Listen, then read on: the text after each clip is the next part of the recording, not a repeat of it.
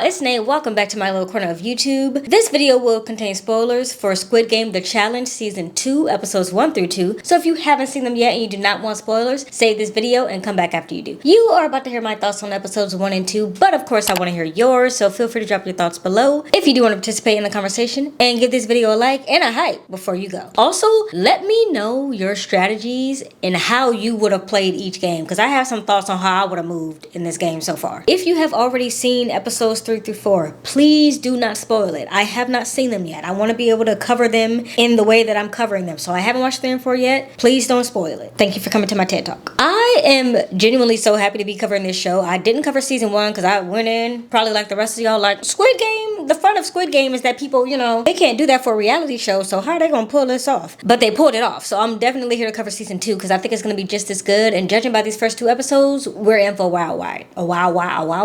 We are in for a wild ride. Now, because this is my first time covering this show, I didn't really know how I was going to structure this video, like what would make the most sense, but I've landed on me covering it game by game, so that's how we're going to do it. So the first game is very simple, just like the announcer said. This test is simple.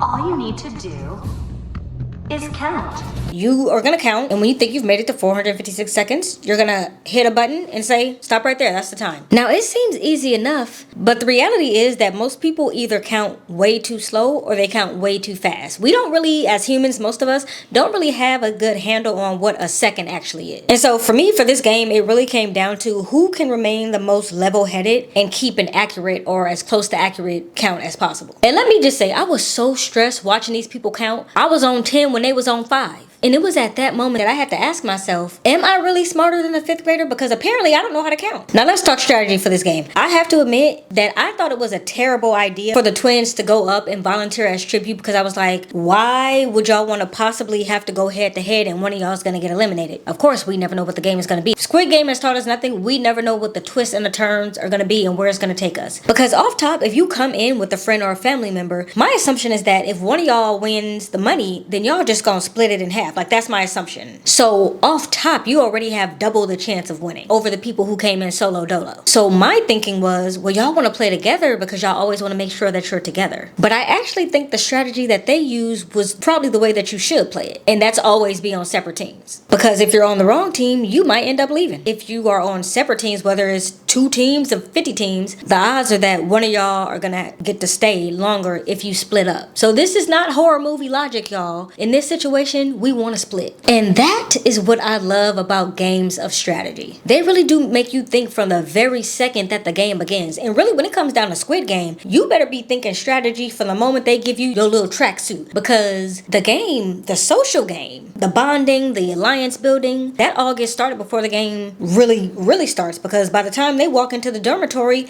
and they picking beds, they've already decided, this is my friend, I like this person, I like that person. And so the social game, and I can't stress this enough, the social game when it comes to Squid Game is really at the top of your list, because it might come down to them keeping you or eliminating you, and we see that pretty early on. Now, of course, this first game came with a twist. As I mentioned, a lot of them do. And because the twins volunteered, the one that would have got sent home actually gets to stay. Now, once the teams were formed for this first game, they did use strategy to try to pick who was going to be the keeper of time. He counts to 100 perfectly. He counts to 100 perfectly. This is one thing that I trained. It's people's bodies. So when he gets to 10, somebody goes to the wall. When he gets to 20, I think that's too complicated. The blue team, circle team, used the nurse to count, and the red team, the X team, used a musician to count, which I thought was freaking genius. Now, like I said, they both thought strategically, but where they differed is that from what I saw, the red team seemed to have more than one keeper of time. They had a person clapping, they had the musician who was actually counting, they had the girl who was keeping count on her hand. So that's 3 different times for y'all to make sure that you're staying on pace. When it came down to the blue team, they had one person and it was the nurse. And listen, bless her heart, she was not counting correctly. When I say she started counting incredibly late, she let about 5 to 6 seconds pass. Starts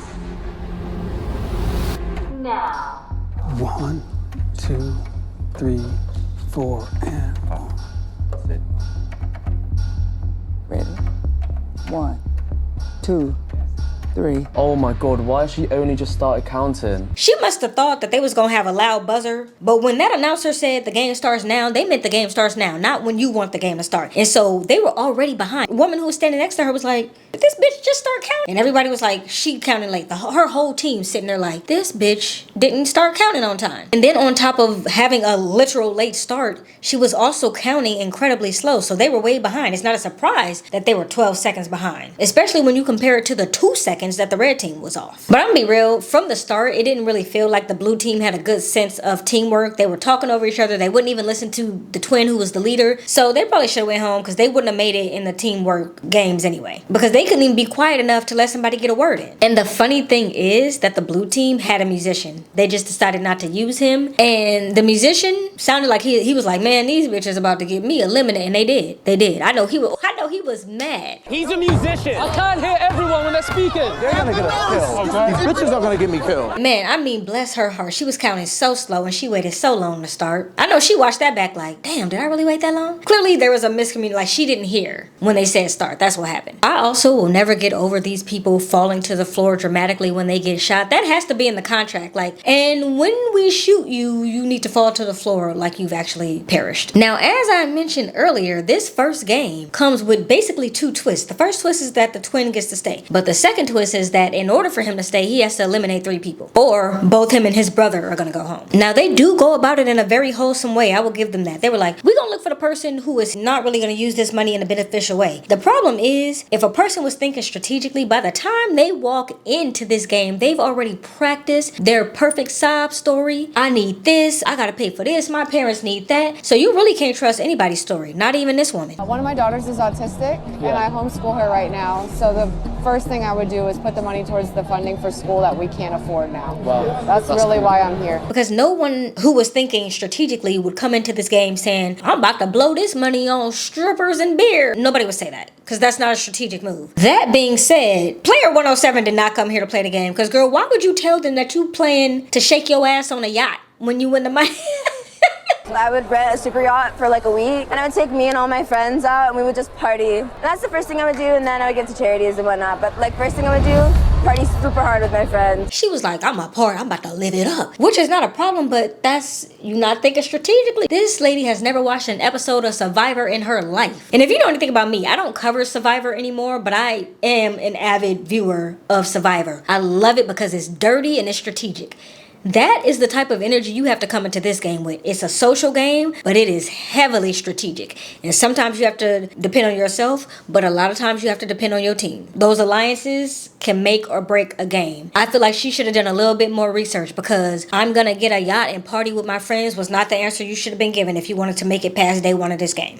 Wrong answer, girl. Now, me personally, strategically, I probably would have taken out the dad or the daughter first. Not both of them. I'm not trying to take out the whole family. I probably would have taken out the dad, because the dad is playing a very good social game. And I don't know that it's a game on his part. I think he's just a people person, but I'm not. So you can't be a people person around me, because now you're messing up my social game that I gotta work harder for. So dad would have been gone. Keep the daughter in. She's a little bit more low key. I think her gameplay is gonna be better, but her social game is a little weak, because she don't want to point too many fingers too soon. And that's what she was worried that her dad was doing. My dad just has a pretty big personality. He is super social. He could talk to a brick wall and definitely like puts a target on our backs. Because anyone who comes into this game in pairs should be public enemy number 1. Because as I said, they have double the opportunity. And if I came here by myself, why am I about to give you double the chance to win? I know your brother and your dad about to split that money with you, so no, I'm not giving you double the opportunity. You gonna dwindle down to a solo person just like I am. Immediately, strategy going in off top should be get rid of all the pairs, the people who came in on pairs. Then you can start working on alliances. But the easy targets are the people who came together. Matter of fact, if any of these people were thinking strategically, they would come in together and not say they're coming in together. I think the show is still new, and so people aren't thinking like that yet. But season 3, I want to see some people coming in here not telling anybody they're related, pretending like they don't know each other. For me, you're literally getting out first. If I feel like I have a sense that you are related to somebody or you here with somebody, one of y'all gotta go. And so the twins decide to put up 107 because she needed to go anyway, because she was trying to party on the yacht,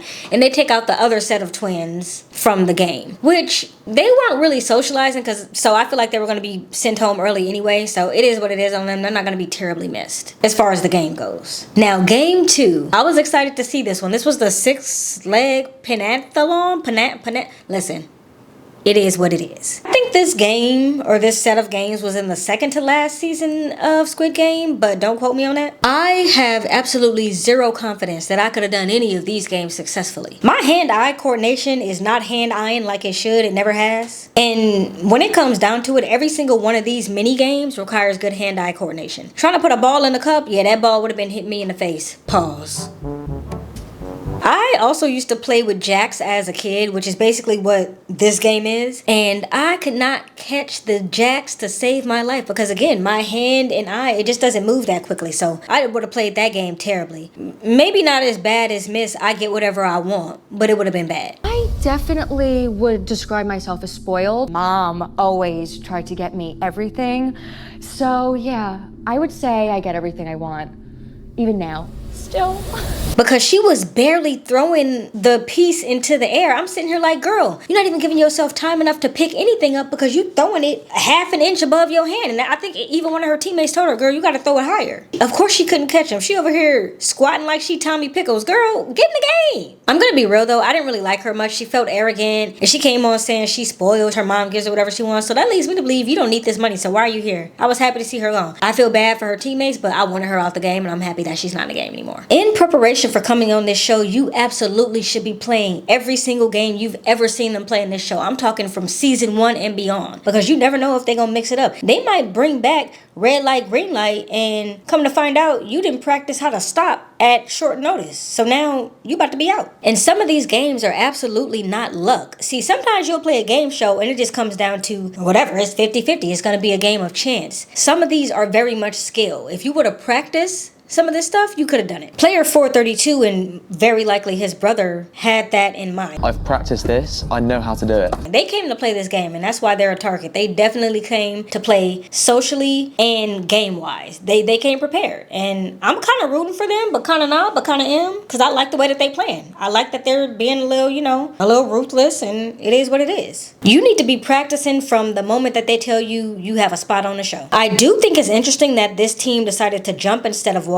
and I think it ended up benefiting them because they seem to never have a problem with being on one accord. We watched the montage of some of the other teams play. I was sitting here wondering why player 247 had the cards all balled up like this. It looked like she had the cards crumbled up in her pocket before she started trying to build the house. Like, girl, what are we doing? And I think I see a little bit of her strategy. She probably was thinking, oh, if I bend them, then it'll be sturdier at the bottom. But what you're doing when you do that is compromising the integrity of the cards. And so, yeah, if there's a dent in one and it's not level, it's gonna fall over. And that's what they kept doing. Of course, it was not helping that she was shaking like she was in negative 10 degrees weather. And those games were rough, but honestly, not as rough as when it came down to them having to eliminate player 89. I don't know if I could have had it in my heart to eliminate the man that is the reason that I'm here. A lot of people don't know anyone up there. I just know that 089 is the reason we're here in the first place. Oh.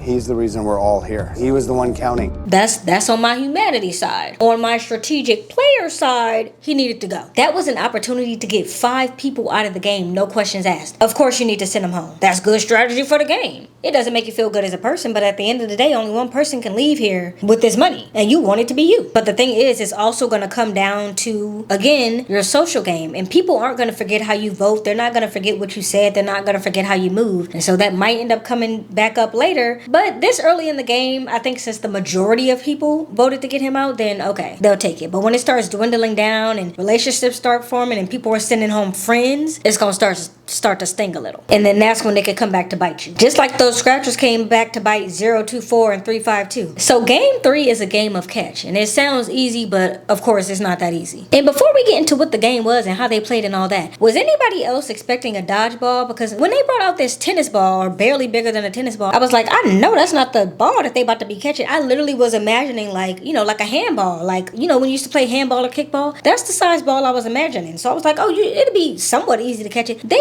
bought out the smallest ball I've ever seen in my life. And then they upped it by bringing out the second smallest ball that I've ever seen in my life. This ball was so tiny. And this was the disadvantage that 024 and 352 got. So if you're someone who's not watching the show but just watching recaps, the night before game 3, they were given an option to either have their dinner or choose the option to take a scratcher. And of course it was a gamble. So a lot of people got things like a food upgrade, these tokens that they can use in the vending machine. I'm sure that's gonna come back later. But 2 of the people, these 2 players, got a disadvantage in the next game. And it turned out that for one of them, the disadvantage was having a super tiny ball to throw and catch. And the other disadvantage was a blindfold. None of it really matters because they end up getting through it. Now this game of catch right here is some shit. Each group must line up on their colored dots. A thrower will stand on the center spot and throw the ball to someone at the front of one of the lines. If the ball is caught, the thrower passes the game and the catcher throws next. If the ball is dropped, both the thrower and the catcher will be eliminated. There are 16 balls in this game.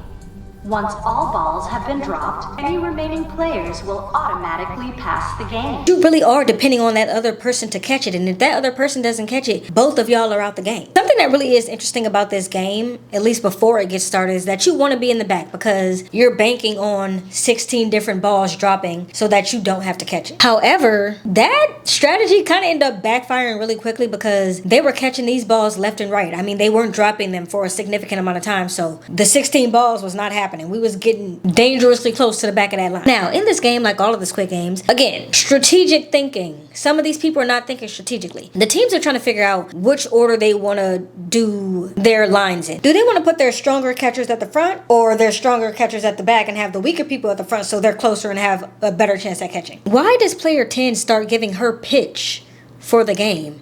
And she says this. I have great acting skills. What if we put one of us towards the front, and when that catcher is looking for someone, I'm like, I can't close my hand all the way. Because you best believe if you telling me that you're a good actress and you can pretend, I'm going to remember you said that. And later on in this game, when I see you crying or I see you having big emotions or you doing this or you tell me something or you get an advantage and you tell me something, I'm going to think you're lying because you just told me and all these other people that you're a good actress. I don't trust you now. Number 10 gotta go. I also gotta say, I don't like how this player whose number is escaping me now was trying to throw my boy Mark under the bus like this.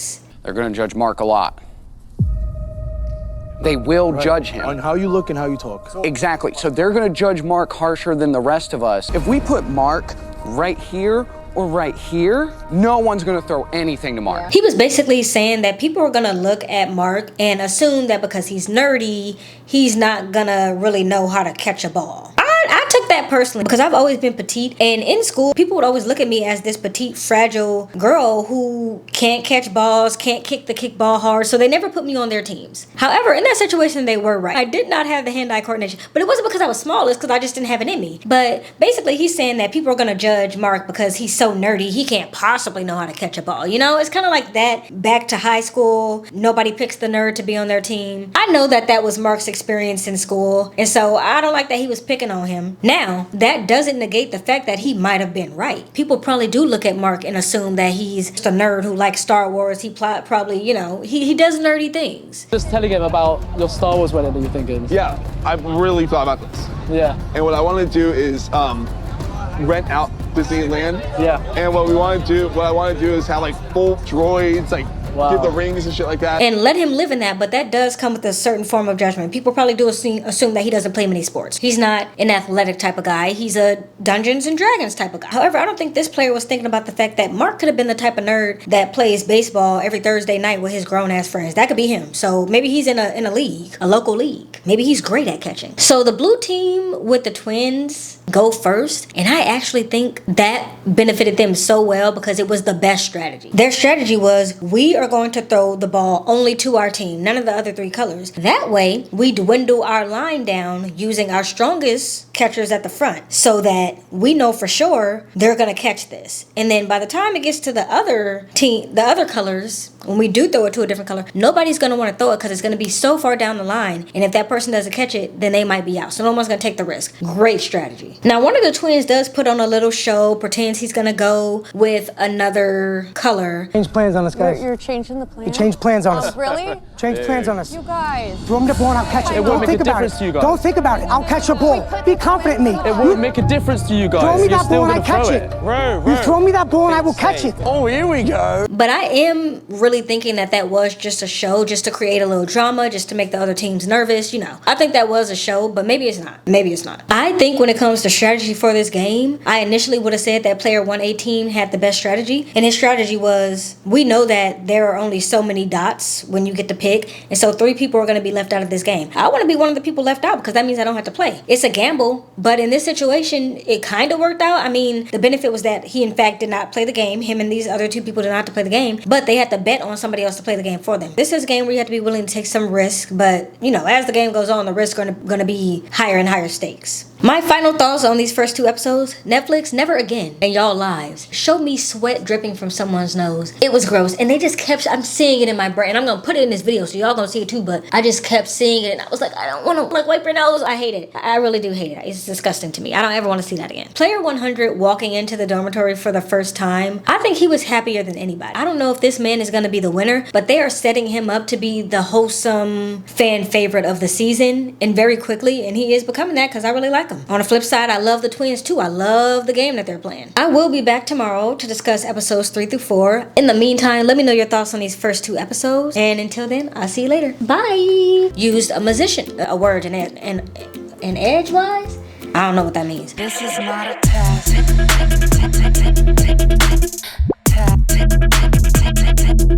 This is not a test.